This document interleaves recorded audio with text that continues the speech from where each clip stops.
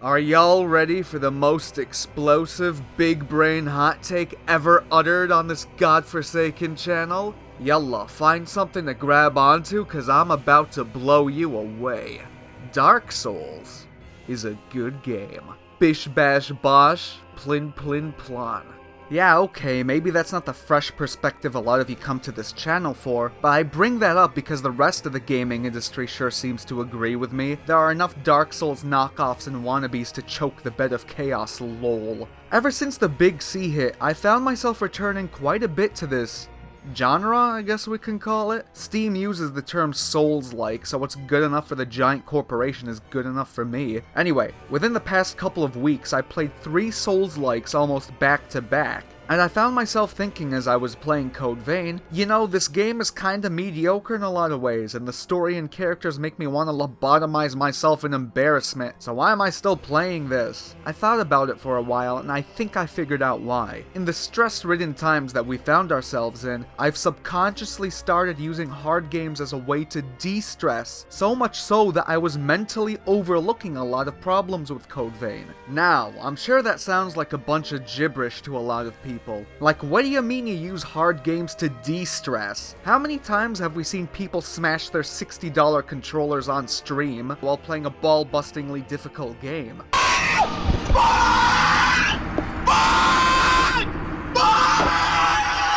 Hard games seem like a great way to generate stress, not remove it. Surely you'd be better off playing something like Animal Crossing or a Telltale style game if you were looking to relax. Why run into the arms of Baba Dark Souls? Also, to be clear, I've played plenty of hard games before Dark Souls, just felt the need to mention that because I can already see all the comments laughing at me for acting like Miyazaki invented difficulty in gaming. I pondered this to myself, and I feel like there's 2 levels to the answer I came up with. The first level is what I think of as the really obvious surface level answer, the answer I think most people will give you. I talked a lot about the concept of challenge and catharsis in my Last of Us 2 video, in reference to a Yahtzee Croshaw article. To keep it brief, challenge is the interaction between the set of obstacles the player must overcome and the player's ability to do so, i.e. Skeleman is blocking your path, therefore defeat the Skeleman with whatever tools are at your disposal. Catharsis, as you can imagine, is the feeling of accomplishment of having conquered the challenge, or of coming to the emotional close of a story. See, I consider these to be core components of making games enjoyable, at least for myself. And it's why I could never really snuggle up to play some Animal Crossing. Yeah, there are challenges, I guess, but they aren't exactly vexing or stimulating, meaning I can't get much of a sense of catharsis from the experience. Before Nintendo fans mash dislike or throw bricks through my windows, I should note that context, i.e. story, setting, graphics, music, etc., can save these sorts of games. After all, I've mentioned in the past that I do enjoy visual novels, which tend to have few Skelemen for you to murder. As such, something like Animal Crossing has its merits, I suppose, especially with the raccoon mafia looming over you threatening to break your shins if you don't pay up. Still, if AC is akin to smoking some weed and entering a sort of dulled sense of mind where everything seems vaguely pleasant, playing a game like One Step from Eden is like doing some speedball while Dragon Force is playing in the background. Both methods have their appeal, but only one is gonna leave you foaming at the mouth and needing to be rushed to the ER. What am I on about? Metaphors getting tangled. Point is, difficult games are stimulating in a way that heightens the reward of playing well. Yes, the word catharsis is surely gonna come up in any discussion regarding hard games, but while it's a good start, I feel like I've only described why they're fun, not why they can help to de-stress. We're gonna have to go a bit deeper.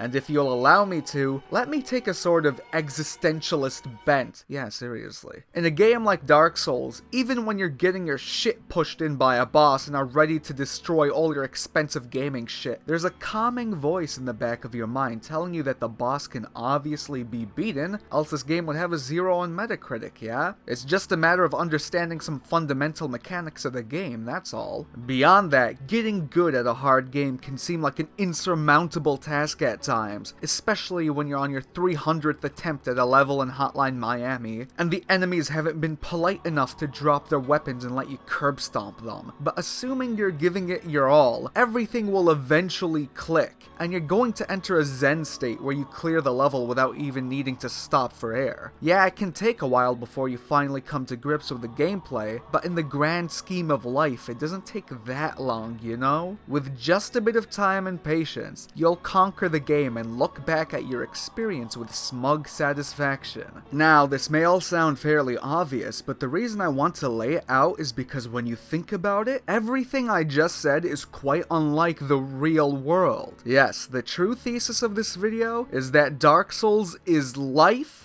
but streamlined. For a lot of people, there is no guarantee that the boss, which in this context is the checklist of things one is expected to have achieved in order to have a fulfilling life, can ever truly be beaten. Yes, there are examples of success, but there are almost infinitely more examples of people just barely getting by, forever stirring the pot of a mediocre existence and never truly living the life they were told they could have. There are no fundamental mechanics of life that can be easily learned, let alone easily applied. If getting good at a video game feels insurmountable, think about how much harder it is to get good at life. At least a game has clearly defined rules and structures that one is expected to navigate through, and every bit of the campaign was carefully crafted to allow for your success. In our reality, however, it can be easily argued that many of our structures were created in a way to keep us from being successful, and the rules and methods to navigate to the top of those structures are often murky at best, deliberately obfuscated to keep the rabble out. Can one ascend and reach the top from the very bottom? Sure. So long as you're willing to step over others to get there, or if you happen to stumble into exactly the right place at exactly the right time. Gaming allows everyone to win, at least in PvE. Meanwhile, for every one lucky contestant in the game of life, there are, by necessity,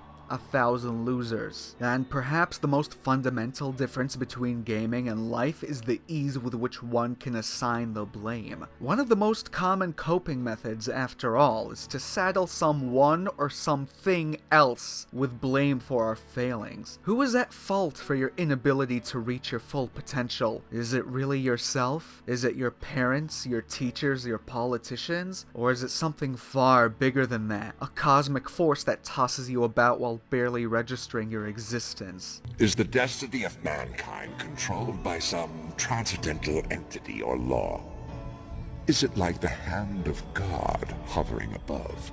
Even a person of faith will find themselves flummoxed as they desperately grasp for a way to reconcile their potential with the hand reality has actually dealt them. Meanwhile, in a video game, you know exactly who the problem is and how to deal with it. It's that bastard sword saint, and all it takes to succeed is getting just a bit better with the parry timing before you can finally whoop his ass. Wow, that all sounded needlessly miserable. I'm not even a particularly pessimistic person, if I'm being honest with you, and I'm not much in the business of peddling doomer content. I'm just saying, when I really sat there and thought about it, the only answer I could come up with for why I was using hard games to de-stress was, as I said, Dark Souls is life, but streamlined. These difficult games are a distorted reflection of the difficulties in the real world, with the main difference being that all the challenges have clear solutions that will become obvious after a relatively modest amount of time and effort. That's why they help me relax. It's nice to know that there exists a version of this difficult life that I can actually get to grips with. There, that's a video. I guess I have to start getting comfortable with doing these post-vid plugs at some point, so here it goes.